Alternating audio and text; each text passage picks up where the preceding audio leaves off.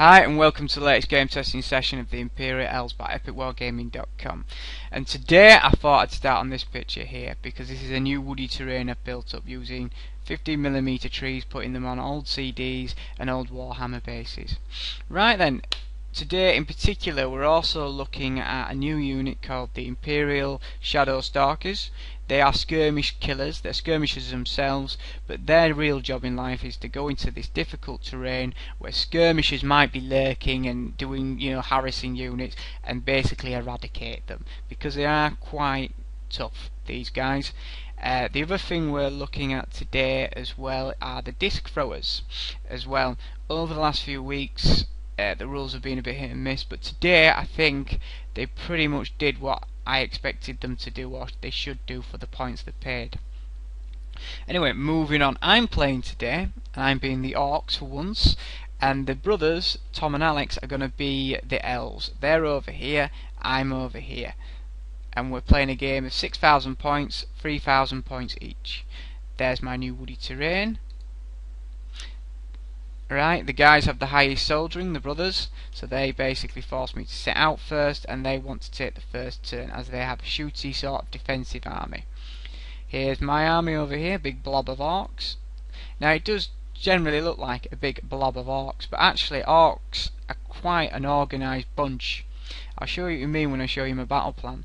Now I really do believe that you can win or lose a game on a piece of paper even before you roll a dice, if you put enough prep into it. And I'll show you what I mean.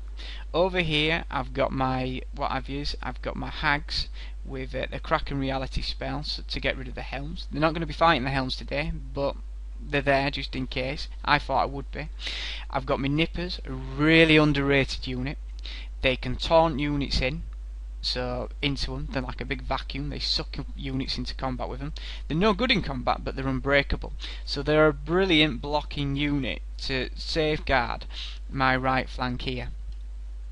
Over here I've got my fluff or my pincer units, and they're all working together. So I've got my chariots, my tabers, and my trolls, all flexible units, all moving at different speeds. Tabers are super fast, and they all work together, hunting units down to pincer them by one going in the front, one going in the side, or another one going in the side, and basically destroying that unit. You should always have your units working together in sort of a team. You should never have a unit just doing its own independent thing from the rest of the army. You should always back them up. It's like a game of chess, really. Right, so we're looking at this big blob of orcs here, and it does look like a bit unorganised, but it's not really, because I've got my soft units in front and I've got my hard units behind, and we're using the reinforcement rule. So I'll just quickly tell you about the reinforcement rule. This rule will be out with the next version of the rules. So here we go, we've got the soft unit of orcs engaging some elves there, and here come the hard unit of orcs. They've now reinforced those soft units, and as these guys die off, the soft guys, these hard orcs here then take over and take their place in combat, and that's what the reinforcement rule's all about. But why use the reinforcing rule at all? Well, the reason is, if we go over here, if this soft unit broke, it'd leave a great big hole in my army, and basically I'd lose ground, but more importantly that would leave their flanks exposed. Now if you have troops aching to get into combat behind them, then as this unit was killed off, then these guys would naturally move in. So it basically adds more realism, more depth to the game, and plugs like a little hole you have in the rules. So that's one reason. The other reason is, in free planes all troops get tired, all living things get tired. So it's their job really to bloody up the nose of the enemy, take the fight out of them, and as they slowly die, these guys replace them, and they're fresh troops, you see. So and then it's their job to finish off the knackered and tired troops. So that's generally the idea behind it, but we'll see if it works today anyway. So going back to the actual elves, this is what they look like. There's the disc thrower, they've got two. They've cunningly put the Solus in front. The Solus there will just basically get shredded behind the disc throwers, because the disc throwers have to shoot through them, but in saying that, they are the Solus, and that's what they're there for. There's my guys, you can see the soft units there, and the hard units behind. You can see the pincer units. There's the pincer units again. This woody picture here, when it loads up, yeah, they're the Imperial Stalkers, they're in the wood. We go to the Elves' first turn, they're basically launching all their firepower on me, and the Hag dies, and a load of Orcs die as well. In my turn, I just basically lurch forward like a big war machine. I just go straight forward with the only cunning and skill really over here with my pincer units. Just took a picture there. Look at the damage they're doing to the Solus, firing the disc through it, but they're still protected. You can see I'm eyeing up that unit there. The Elves' turn, again they just blast me with magic, shoot me, and launch the disc throwers at me.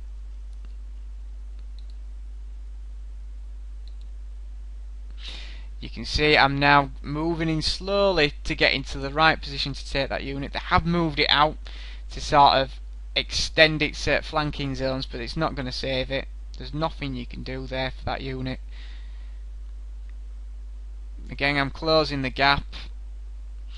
The Imperial Shadow Stalkers should be out there and fighting. Instead they're sat on the Jack Jones watching the battle from a wood. They should get out there. You can just see, yeah, the Solus have charged in, but they'll just be quickly pushed to one side. What he's trying to do there is slow this war machine down, you know, break up these columns here, but unfortunately these Solus aren't the guys to do it. They don't even have an attack. This is actually my turn, we're using the wrong turn card here, but as you can see I've climbed on top of the hill with my trolls, I've moved my tabers in, the writing's on the wall for that unit. Closing the gap still. Look at this, the Elves shoot me with the disc throwers, do a lot of damage. This unit simply just can't take the amount of damage, they run off. They've done well actually, taking all that damage. My turn, bang, that unit's dead. And that's what I mean about pinching units, and that's what I mean about units working together.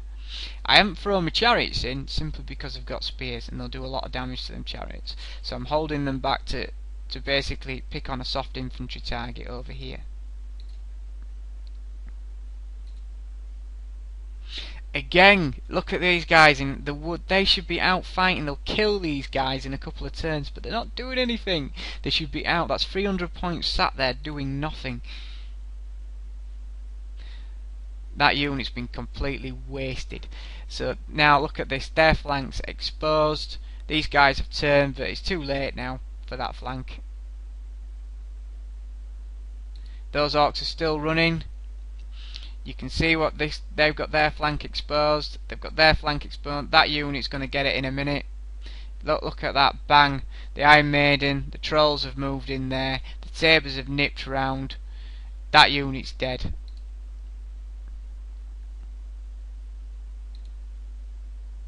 That unit's been wiped out, you can tell because the Iron Maiden's now turned around, she's got her attention on those archers there. Finally, the Imperial, Shadow Stalkers, they run out of the wood. Elves can actually see 4 inches in a wood, that's part of their heightened sensor special rule, and they've just absolutely murdered them. There were 9 there, and they've just killed 5 nippers in one turn, so they should have been out doing that much earlier basically. Look at those sabres, they're eyeing up their next target. That wall there is a problem for my chariots. This is how I get around it. I basically break up the unit. The not my general, my bull, he leaves, my daddy, and he's basically had a go. I've also slammed the tabers into there. They wanted to charge these guys to take away the defended position because my Iron Maiden and that unit re-rallied, and they've both charged that unit. That unit does really well because it's holding a defended position, so that holds for a few turns. But over here, they're in real trouble over there, the brothers. Again, it's just basically hand-to-hand combat now. Also, what I do in this turn is I cast Drain Life on these guys, and it totally not only do they have -1 to hit, -1 to save, but because they're an elite troop and they're tired, they basically lose an attack. My nippers have nearly they've done the job of the nippers, I can't complain really. And they even killed an Imperial Shadow Stalker, so well done, but they've nearly had it, and that leaves that flank exposed.